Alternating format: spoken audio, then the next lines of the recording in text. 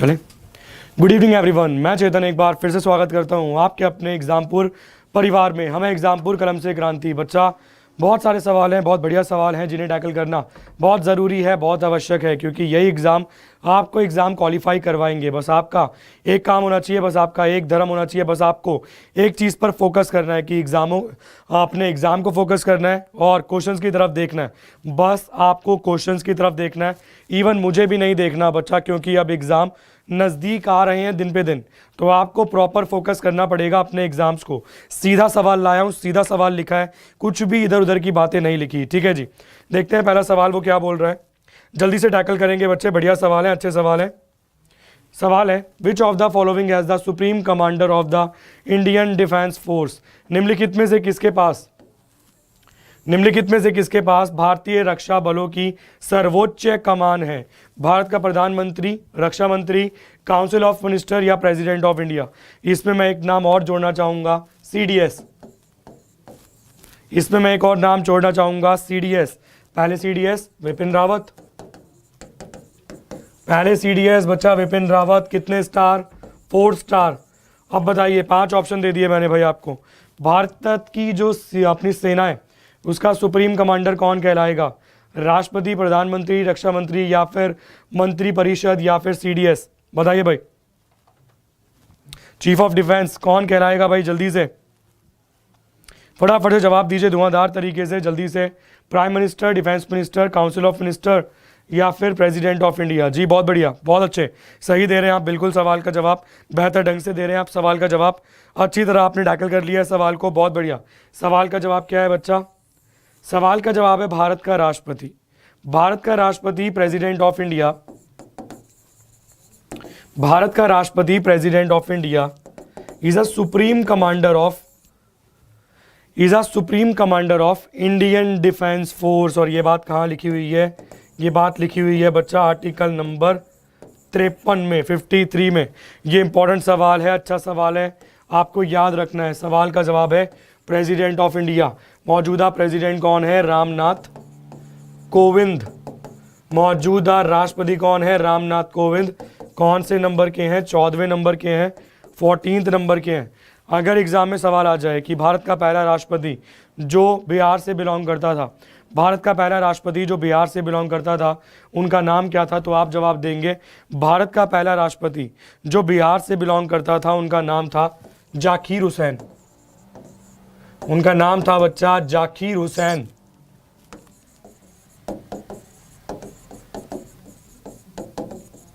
उनका नाम था जाकिर हुसैन। जाकिर हुसैन वही हैं जो भारत के पहले मुस्लिम राष्ट्रपति थे।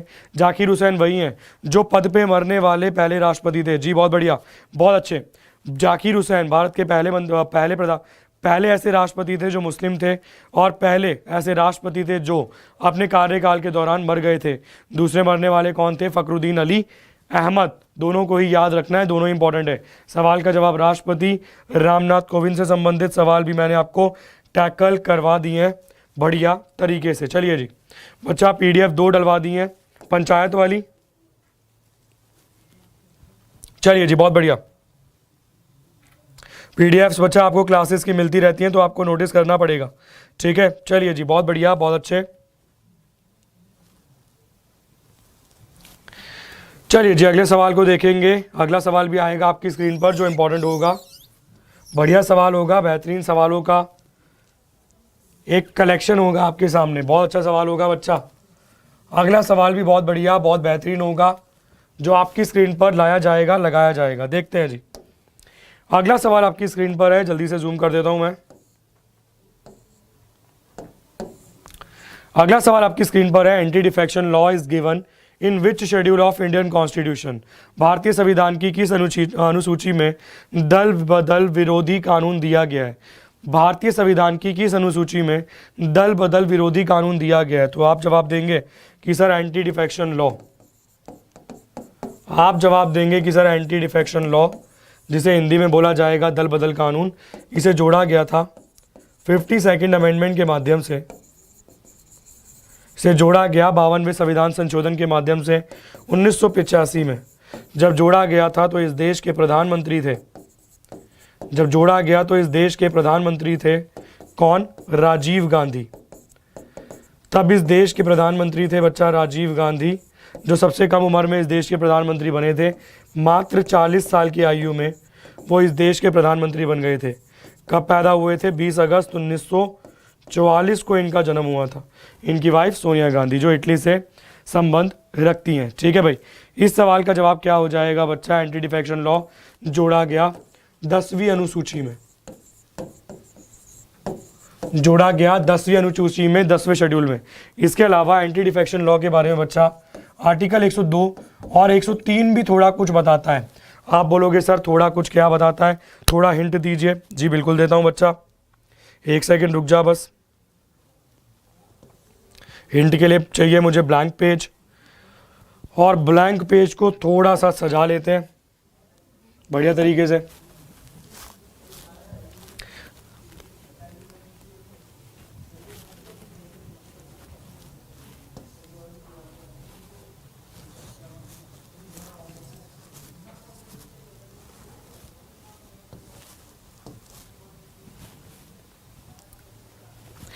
चलिए बच्चा बात करते हैं इसी पे अपना, देखते हैं क्या है रेलिवेंट, कितना है रेलिवेंट, कितना है इंपॉर्टेंट। क्या समझा रहा हूं मैं आपको? मैं समझा रहा हूं बच्चा आपको एंटी डिफेक्शन लॉ।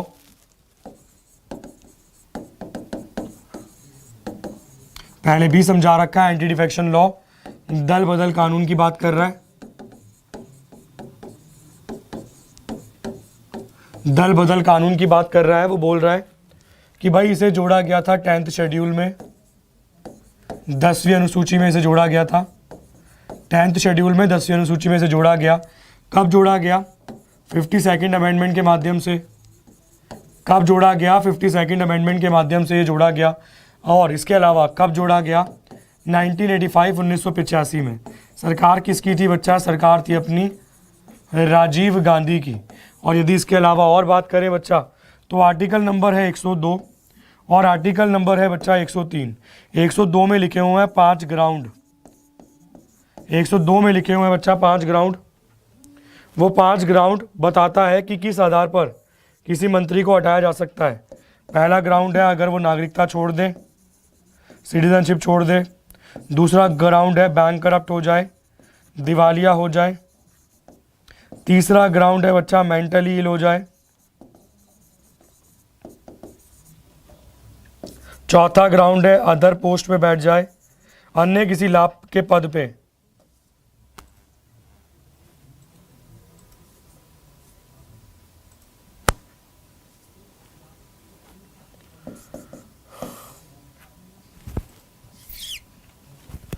पहला था बच्चा सिटीजनशिप अपना, दूसरा था बच्चा बैंक करप्ट, तीसरा था मेंटली इल पागल हो जाए, चौथा था any other office of profit, और बच्चा पांचवा जो पॉइंट था जो सबसे ज़्यादा इंपॉर्टेंट है उसे बोलते हैं एंटी डिफेक्शन लॉ। और इन पांचों ग्राउंड पे हटाता कौन है? तो बच्चा देख, 4 ग्राउंड पे जो ऊपर वाले हैं, 4 जो ये वाले ग्राउंड थे एंटी डिफेक्शन लॉ को छोड़ के, इन पे हटाता है राष्ट्रपति। किसकी सलाह पर हटाता है? मुख्य चुनाव आयुक्त की सलाह पर हटाता है। मुख्य चुनाव आयुक्त की सलाह पर हटाता है। और 5वें ग्राउंड में एंटी डिफेक्शन लॉ में हटाता है बच्चा स्पीकर। स्पीकर मतलब सभापति। ठीक है भाई, 5वें ग्राउंड पर हटाएगा स्पीकर मतलब सभापति। तुम्हारा लोकसभा का मेंबर है अगर व्यक्ति तो लोकसभा से, राज्यसभा का मेंबर है तो राज्यसभा से। ये सारी चीज़ें इंपॉर्टेंट है, ध्यान रखिएगा। चलिए भाई देखते हैं अगला पॉइंट। आप ये टैकल कर लिया था एंटी डिफेक्शन लॉ। अगले सवाल की तरफ बढ़ते हैं बच्चा। अगला सवाल है आपकी स्क्रीन पर।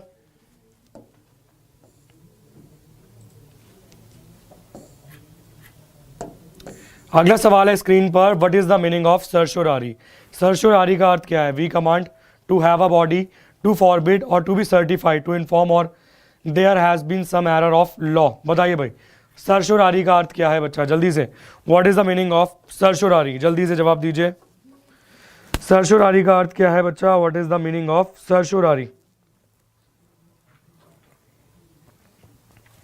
What is the meaning of सर्शोरारी?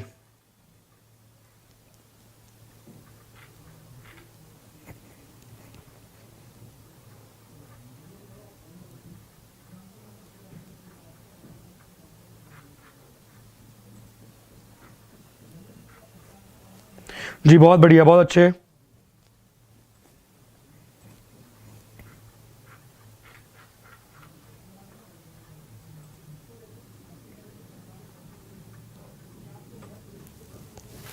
चलिए भाई, सर्चोरारी की बात करते हैं। वो क्या कहता है? टू बी सर्टिफाइड और टू बी इन्फॉर्म और there has been some error.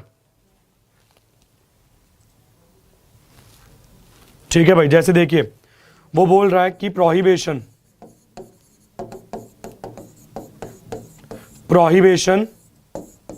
और सर्चोरारी।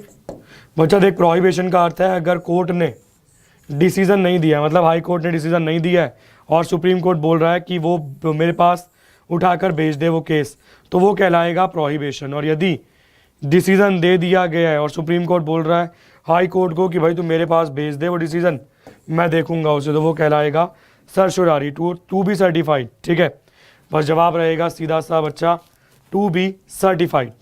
चलिए जी, अगला सवाल देखते हैं बच्चा, नेक्स्ट क्वेश्चन देखते हैं। अगला सवाल है who appoints the governor of state. बच्चा एक चीज़ याद रखना, अपॉइंट की बात कर रहा है, शपथ की बात नहीं कर रहा। शपथ दिलवाएगा हाई कोर्ट का मुख्य न्यायाधीश, शपथ दिलवाएगा हाई कोर्ट का मुख्य न्यायाधीश। अपॉइंट कौन करेगा? President of India. वो बोल रहा है राज्य के राज्यपाल को अपॉइंट कौन करता है, नियुक्त कौन करता है? अपॉइंट कौन करता है, नियुक्त कौन करता है? उसकी नियुक्ति कौन करता है, उसे नियुक्त कौन करता है? राज्यपाल को अपॉइंट कौन करता है, नियुक्त कौन करता है?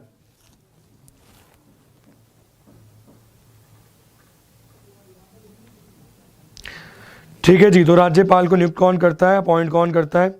इसको भी आपको याद रखना है कि राज्यपाल को कौन नियुक्त करेगा, राज्यपाल को कौन अपॉइंट करेगा। बच्चा देख, दो अलग अलग प्रकार के सवाल हैं, याद रखना। एक तो ओथ पे बनता है और एक बनता है बच्चा अपॉइंट पे। तो इसकी अपॉइंटमेंट की बात हो रही है, सीधी सी बात हो रही है बच्चा इसकी अपॉइंटमेंट की। तो प्रेसिडेंट ऑफ इंडिया अपॉइंट करेगा, किसे अपॉइंट करेगा बच्चा? अपना गवर्नर ऑफ स्टेट को। ठीक है जी, अपॉइंट करेगा अपना किसे? गवर्नर ऑफ स्टेट को। और दो राज्य का एक ही राज्यपाल हो सकता है, ये बात निर्धारित करी गई 7वें संविधान संशोधन के माध्यम से। दो क्या, एक से ज़्यादा राज्यों का एक ही राज्यपाल हो सकता है, ये बात निर्धारित की गई 7वें संविधान संशोधन के माध्यम से सन 1956 में।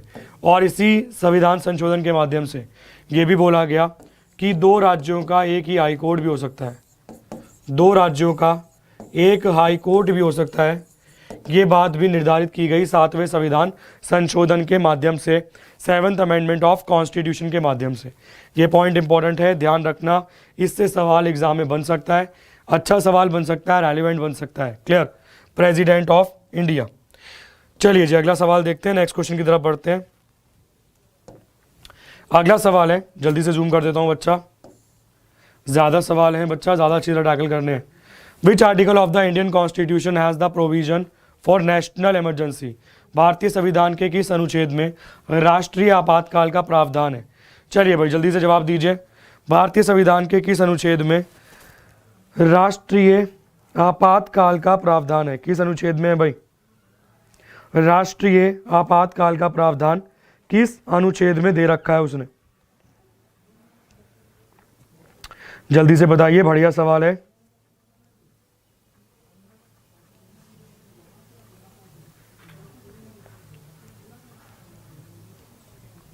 बहुत ही ज़्यादा सिंपल बच्चा, बहुत ही ज़्यादा आसान सवाल है।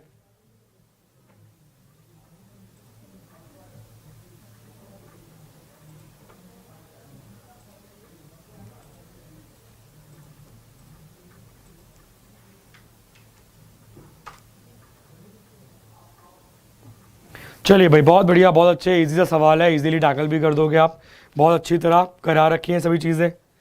सवाल का जवाब क्या है बच्चा? राष्ट्रीय आपातकाल की बात कर रहा है तो 352, आर्टिकल 352 बताता है बच्चा नेशनल इमरजेंसी के बारे में, नेशनल इमरजेंसी के बारे में, राष्ट्रीय आपातकाल के बारे में।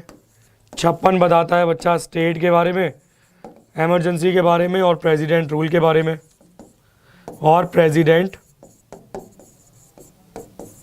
रूल के बारे में। इसके अलावा बच्चा 360 नंबर का आर्टिकल बताता है फाइनेंशियल इमरजेंसी के बारे में।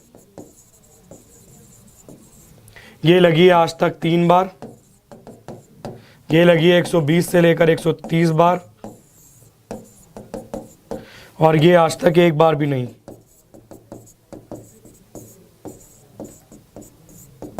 क्लियर भाई? सवाल का जवाब है आर्टिकल नंबर 352। अच्छा सवाल है, इंपॉर्टेंट सवाल है, ध्यान रखना इस सवाल को भी। चलिए जी, अगला सवाल आपकी स्क्रीन पर है बच्चा। अगला सवाल आपको बता रहा है, जल्दी से जूम करके देखते हैं क्या सवाल है, कितना इंपॉर्टेंट है, कितना रेलिवेंट है हमारे एग्जाम के लिए। सवाल है, who among the following is not a member of any of the house of country. निम्नलिखित में से कौन हमारे देश के 2 सदनों में से किसी का सदस्य नहीं होता। निम्नलिखित में से कौन हमारे दोनों में से किसी भी सदन का सदस्य नहीं होता। इंपॉर्टेंट सवाल है, रेलिवेंट सवाल है, बनते हैं एग्जाम में सवाल के चांसेस, क्योंकि आप पढ़ेंगे अटॉर्नी जनरल, और अटॉर्नी जनरल उसने ऑप्शन में ही नहीं दिया। आप पढ़ेंगे बेटा अटॉर्नी जनरल, अटॉर्नी जनरल कौन? महान्यायवादी।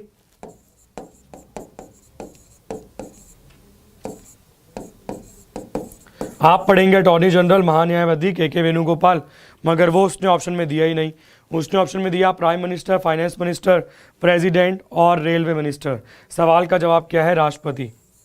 राष्ट्रपति दोनों ही सदनों का मेंबर नहीं होता, मगर राष्ट्रपति मेंबर होता है बच्चा पार्लियामेंट, क्योंकि पार्लियामेंट में राष्ट्रपति भी आता है, राज्यसभा भी आती है एवं लोकसभा भी आती है। तो आपको एग्जाम में देखना पड़ेगा सवाल क्या पूछा है उसने। यहाँ पूछा है दोनों सदनों का में से किसी का भी सदस्य नहीं होता। Who among the following is not a member of any of the house of country. सवाल का जवाब क्या रहेगा बच्चा? सवाल का जवाब रहेगा प्रेसिडेंट। ऑप्शन नंबर सी रहेगा सवाल का जवाब। अच्छा सवाल है, इंपॉर्टेंट क्वेश्चन है, ध्यान रखिएगा। चलिए जी, अगला सवाल आपकी स्क्रीन पर है। अगला सवाल आपकी स्क्रीन पर है। अगला सवाल में पूछ रहा है वो, fundamental duties are mention in which of the following part of the constitution. वो बोल रहा है संविधान में मौलिक कर्तव्यों का उल्लेख कहाँ किया गया है। तो आप जानते ही हैं संविधान में मौलिक कर्तव्यों का उल्लेख किया गया है भाग 4A में, पार्ट 4A में। सरदार स्वर्ण सिंह कमेटी की सिफारिश पर, सरदार स्वर्ण सिंह कमेटी की सिफारिश पर,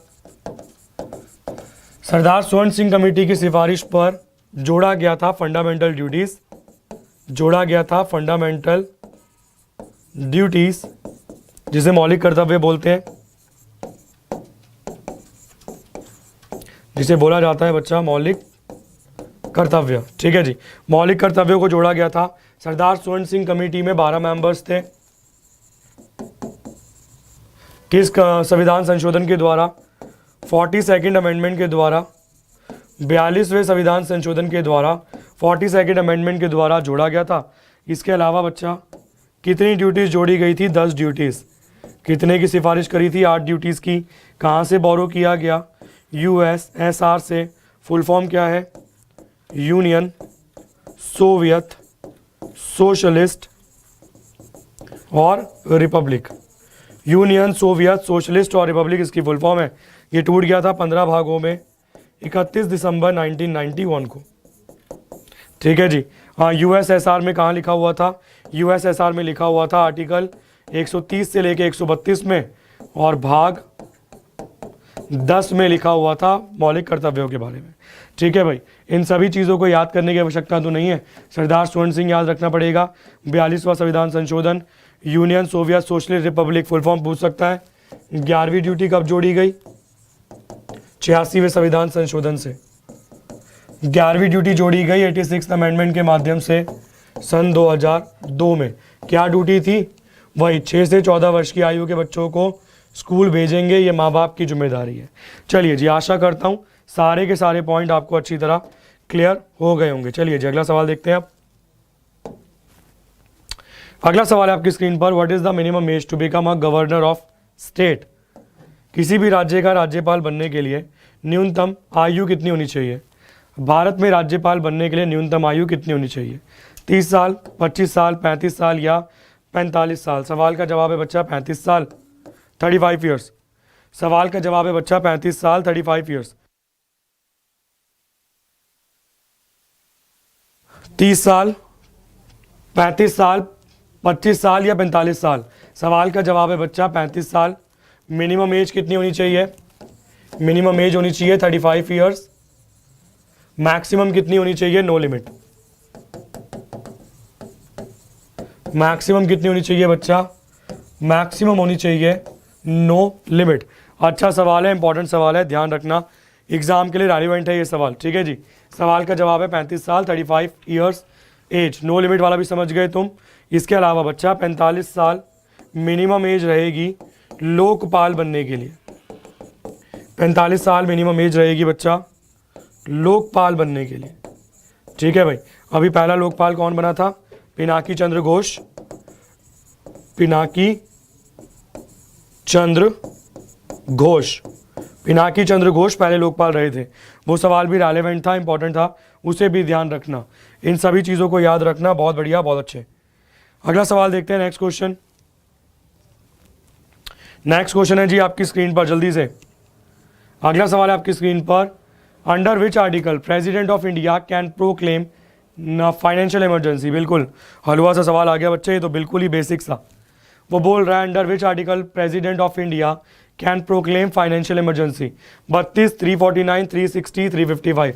देख बच्चा, ये तो हो गया soul, heart and soul of Indian constitution. Heart and soul of Indian constitution, ये हो गया बच्चा भाषा से संबंधित। ये हो गया बच्चा अपना, इसमें ग्राउंड लिखे हुए हैं स्टेट इमरजेंसी के, प्रेसिडेंट रूल के। इसमें ग्राउंड लिखे हुए हैं बच्चा प्रेसिडेंट रूल के, राष्ट्रपति शासन के ग्राउंड लिखे हुए हैं। और सवाल का जवाब क्या है? आर्टिकल नंबर 360 क्या बताता है? फाइनेंशियल इमरजेंसी के बारे में। क्या बताता है बच्चा? ये बताता है अपना फाइनेंशियल इमरजेंसी के बारे में, वित्तीय आपातकाल के बारे में। ठीक है जी। बाकी 15वां वित्तीय आयोग का अध्यक्ष कौन है? एन.के. सिंह। 14वें के कौन थे? वाई.वी. रेड्डी। पहले के कौन थे? के.सी. नियोगी। के.सी. नियोगी। इन सब चीज़ों को भी याद रखना। फाइनेंस कमीशन का आर्टिकल कौन सा है? आर्टिकल नंबर 280 है फाइनेंस कमीशन का। फाइनेंस कमीशन कैसी बॉडी है? कॉन्स्टिट्यूशनल बॉडी है, क्योंकि कॉन्स्टिट्यूशन में उसके बारे में लिखा हुआ है। सभी चीज़ों को याद रखना, इंपॉर्टेंट सवाल है, रेलिवेंट सवाल है। ग्राउंड ऑफ प्रेसिडेंट रूल, कितने ग्राउंड है? 3 ग्राउंड है। कौन कौन सा? पहला ग्राउंड है बच्चा अपना, अगर सरकार भंग हो जाए, सरकार भंग हो जाए बच्चा, मशीनरी फेल हो जाए। दूसरा ग्राउंड है एक्सटर्नल एग्रेशन, बाहरी आक्रमण। तीसरा ग्राउंड है इंटरनल एग्रेशन, आंतरिक विरोध के चलते लगाया जा सकता है राष्ट्रपति शासन, प्रेसिडेंट रूल या स्टेट इमरजेंसी। सारे के सारे पॉइंट क्लियर करवा दिए मैंने अच्छी तरह। चलिए जी अगला सवाल देखते हैं। अगला सवाल आपकी स्क्रीन पर आ गया है, देखते हैं जी क्या नया सिखा सकता है हमें ये। Under which article president of India can proclaim a constitutional emergency? किस संविधान संशोधन के तहत कॉन्स्टिट्यूशनल इमरजेंसी प्रोक्लेम करेगा राष्ट्रपति? किस अनुच्छेद के तहत भारत के राष्ट्रपति संवैधानिक आपातकाल की घोषणा करेंगे? बच्चा देख 60 दे रखा है, ये हो नहीं सकता, ये हो नहीं सकता, ये हो नहीं सकता। तो सवाल का जवाब क्या है? 356, आर्टिकल नंबर 356।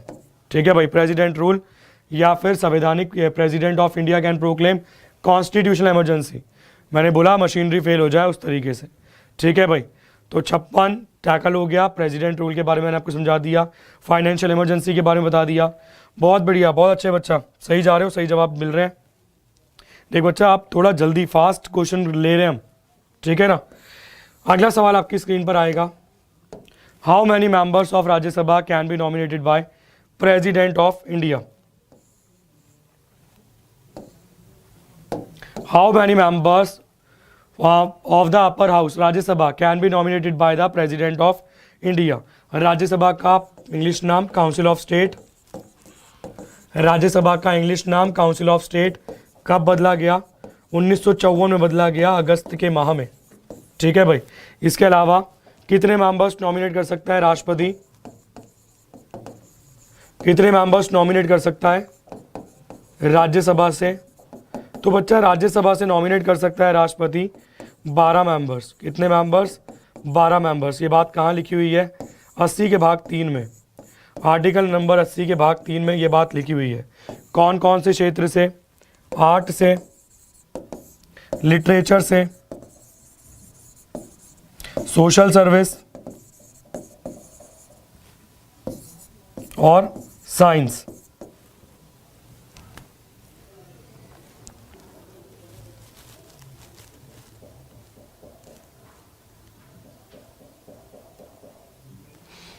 ठीक है भाई, आर्ट, लिटरेचर, सोशल सर्विस और साइंस के क्षेत्रों से, इन क्षेत्रों से नॉमिनेट कर सकता है। नॉमिनेट किया गया था सचिन तेंदुलकर को बच्चा, आर्ट कला पे ले लिया था उसको। ठीक है, इसके अलावा नॉमिनेट किया गया बच्चा रंजन गोगोई को, सोशल सर्विस पे उठा लेंगे। ठीक है जी, चलिए जी, बहुत बढ़िया, बहुत अच्छे। सवाल का जवाब क्या होगा? सवाल का जवाब होगा ऑप्शन नंबर बी, मतलब 12। क्लियर? 12 मेंबर्स, 2 नॉमिनेट किए जाते थे लोकसभा में, जिसे 104वें संविधान संशोधन के माध्यम से 25 जनवरी 2020 को समाप्त कर दिया गया। ठीक है भाई, 25 जनवरी 2020 को से समाप्त कर दिया गया। और SC ST का आरक्षण लोकसभा में और बढ़ा दिया गया।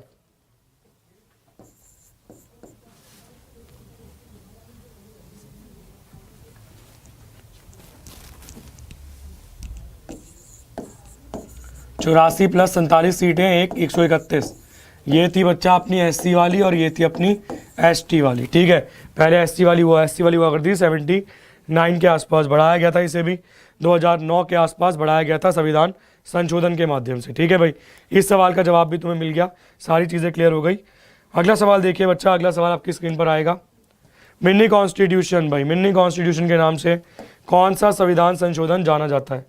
मिनी कॉन्स्टिट्यूशन के नाम से कौन सा संविधान संशोधन मिनी कॉन्स्टिट्यूशन के नाम से जाना जाता है? कौन सा संविधान संशोधन? तो ट्राई करते हैं भाई।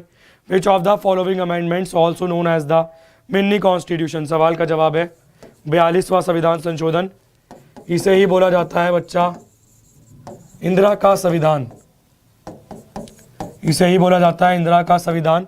इसे ही बोला जाता है ब्लड कॉन्स्टिट्यूशन, लघु संविधान।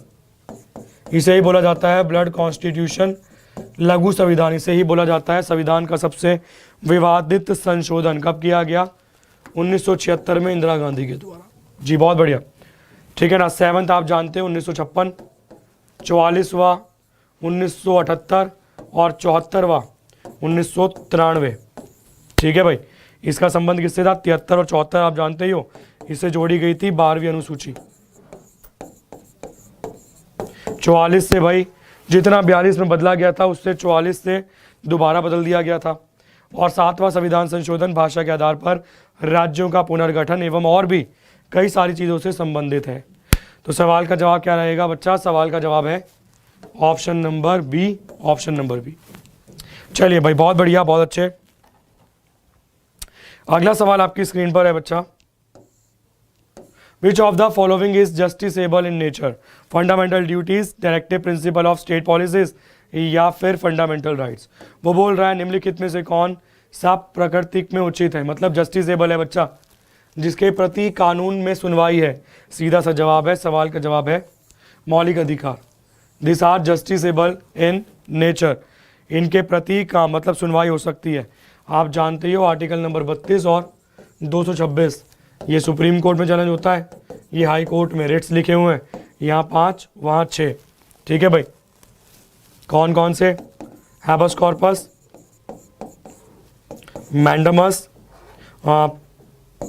सर्चोरारी लैटिन भाषा में, प्रोहिबिशन और क्यो वेरेंतो। ठीक है, शरीर के साथ पेश करिए, to have a body. Mandamus हो जाएगा बच्चा पर ड्यूटी परफॉर्म करने के लिए बोल रहा है। सर्चोरारी बताया ही था आपको, टू बी सर्टिफाइड, ये हो जाएगा फॉरबिड।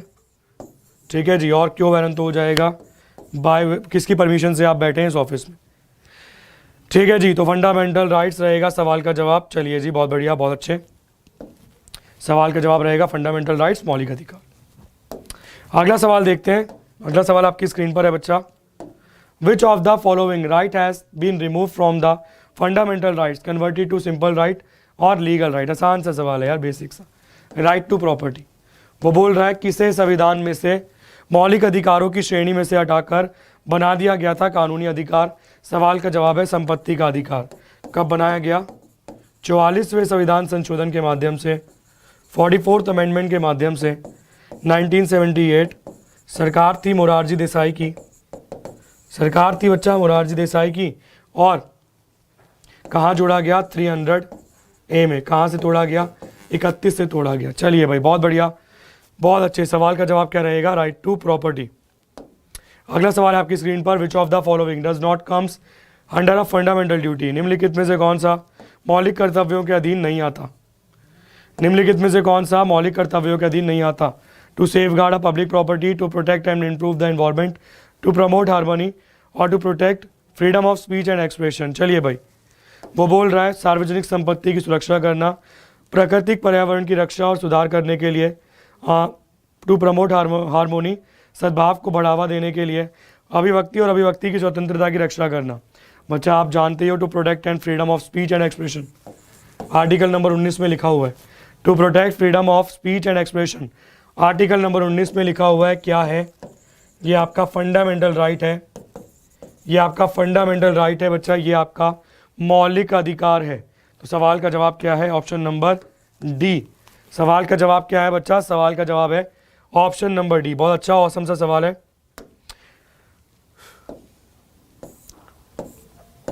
चलिए जी बच्चा 16 क्वेश्चन की तरफ मूव करते हैं। 16वां सवाल आपकी स्क्रीन पर आ गया। Controller and auditor general of India is appointed for how many years? कितने साल का कार्यकाल है बच्चा? कैग का कार्यकाल है 6 साल का, 6 ईयर्स का, 6 और 65 वर्ष, 6 और 65 की एज। क्लियर? 6 और 65 वर्ष। हाँ, संविधान में नहीं लिखा हुआ है कार्यकाल के बारे में। 1971 में एक पार्लियामेंट कमेटी के द्वारा तय किया गया था ये सब चीज़ें। ठीक है भाई, सवाल का जवाब है 6 और 65 वर्ष। कंट्रोलर ऑडिटर जनरल अभी मौजूदा कैग कौन है बच्चा? जीसी मुर्मुरू। जीसी मुर्मुरू अभी मौजूदा कैग है। और अभी मौजूदा सीजीए कौन है? कंट्रोलर जनरल ऑफ अकाउंट्स कौन है? सोमा रॉय। सोमा रॉय कौन से नंबर की हैं? 22वें नंबर की हैं। और महिलाओं में कौन से नंबर की हैं? 7वें नंबर की हैं, 7वें नंबर की है। संविधान में कहाँ उल्लेख है कैग का? आर्टिकल नंबर 148 में उल्लेख है कैग का। सीजीए के बारे में कहाँ लिखा हुआ है? सीजीए के बारे में कहीं लिखा नहीं हुआ है, मगर आर्टिकल नंबर 150 में एक बार अकाउंट्स शब्द का इस्तेमाल किया गया है। ठीक है बच्चा, सारे के सारे सवालों को याद रखना, अच्छे सवाल है। Controller and auditor general of India is appointed for how many years? चलिए भाई, 6 और 65 दोनों में से जो पहले हो जाए उसे ही मानेंगे। अगला सवाल है, who is the custodian of contingency fund of India? बच्चा आकस्मिक निधि की बात कर रहा है, वो बात कर रहा है आकस्मिक निधि की। देखिए, 2 प्रकार के आर्टिकल होते हैं, एक आर्टिकल है 266, एक आर्टिकल है 267। इसमें लिख रखा है बच्चा अपना consolidated fund, consolidated fund of India के बारे में, जिसे आप बोलते हो संचित निधि, जिसे आप बोलते हो संचित निधि। और 267 में लिखा हुआ है कंटीजेंसी फंड, जिसे आप बोलते हो आकस्मिक निधि। यहाँ से दी जाती है बच्चा सैलरी, यहाँ से दी जाती है सैलरी, वेतन। ठीक है भाई, और यहाँ से क्या, अगर दोनों सदन नहीं बैठे, ना ही बैठा है अपना, मतलब ना ही कोई सेशन नहीं बैठा है, मतलब कोई भी सत्र नहीं चल रहा है, मतलब ना ही विंटर सेशन है, मानसून सत्र है, ना ही भाई अपना शीतकालीन सत्र है, उस समय यदि पैसे की आवश्यकता पड़ी या फिर इमरजेंसी लगी हुई है और पैसे की आवश्यकता पड़ी, तो राष्ट्रपति कंटीजेंसी फंड में से पैसा निकाल सकता है। इसमें 500 करोड़ रुपए पड़े रहते हैं, इसमें 500 करोड़ रुपए पड़े रहते हैं। तो सवाल का जवाब है प्रेसिडेंट ऑफ इंडिया। सवाल का जवाब है बच्चा प्रेसिडेंट ऑफ इंडिया, राष्ट्रपति। चलिए जी अगला सवाल देखते हैं। अगला सवाल है बच्चा 18वां आपकी स्क्रीन पर। सवाल है, which of the following country does not have a written constitution? निम्नलिखित में से किस देश में लिखित संविधान नहीं है? सवाल का जवाब है यूके, यूनाइटेड किंगडम। इसके अलावा भी बच्चा और कंट्रीज़ हैं, ठीक है ना, इजराइल है, सऊदी अरेबिया है, कनाडा, इस प्रकार से और भी कंट्रीज़ हैं जहाँ पर संविधान नहीं लिखा हुआ है, न्यूजीलैंड भी इवन, ठीक है, जहाँ पे जैकिंडा बैठी है, जैकिंडा। हाँ, न्यूजीलैंड दुनिया की पहली कंट्री जो कोरोना फ्री जिसने ऐलान किया था, वहाँ बैठी है जैकिंडा। सवाल का जवाब है यूनाइटेड किंगडम। क्लियर? 18वें सवाल का जवाब है यूके। बहुत बढ़िया, बहुत अच्छे। अगला सवाल है बच्चा, in the Indian parliamentary system vote on account is valid for how many months expect the year of election. Bharat में भारतीय संसदीय प्रणाली में वोट ऑन अकाउंट्स कितने महीने चुनाव के वर्ष को छोड़कर वैध है? कितने समय के लिए वैध है भाई ये वोट ऑन अकाउंट? इसका जवाब कमेंट बॉक्स में कमेंट करके देना ना भूलना। 19वां सवाल आपके लिए होमवर्क रहेगा, इसका जवाब कमेंट बॉक्स में कमेंट करके देना मत भूलना। अच्छा सवाल है, इंपॉर्टेंट सवाल है। ये हो गया आपका होमवर्क, ये हो गया आपका होमवर्क। अगला सवाल देखते हैं। अगला सवाल है, India has taken the concept of judicial review from which country? Bharat ने न्यायिक समीक्षा का तरीका किस देश के संविधान से बोरो किया है? बच्चा देख, एक तो है इनडायरेक्ट जुडिशियल रिव्यू, एक तो है बच्चा इनडायरेक्ट जुडिशियल रिव्यू और एक है डायरेक्ट जुडिशियल रिव्यू। इनडायरेक्ट वाला लिखा हुआ है आर्टिकल नंबर 13 में, डायरेक्ट वाला लिखा हुआ है आर्टिकल नंबर 137 में। तो डिपेंड करेगा एग्जाम में एग्जामिनर ने क्या पूछा है। और जुडिशियल रिव्यू का तरीका, न्यायिक समीक्षा का तरीका कहाँ से उधार लिया गया है? यूनाइटेड स्टेट्स ऑफ अमेरिका से, यूएसए से उधार लिया गया है जुडिशियल रिव्यू का तरीका, जहाँ से हमने लिया है पब्लिक इंटरेस्ट लिटिगेशन, PIL का तरीका, जहाँ से हमने बोरो किया है पब्लिक इंटरेस्ट लिटिगेशन का तरीका, PIL का तरीका। इंपॉर्टेंट सवाल है, ध्यान रखना इस सवाल को भी, ठीक है।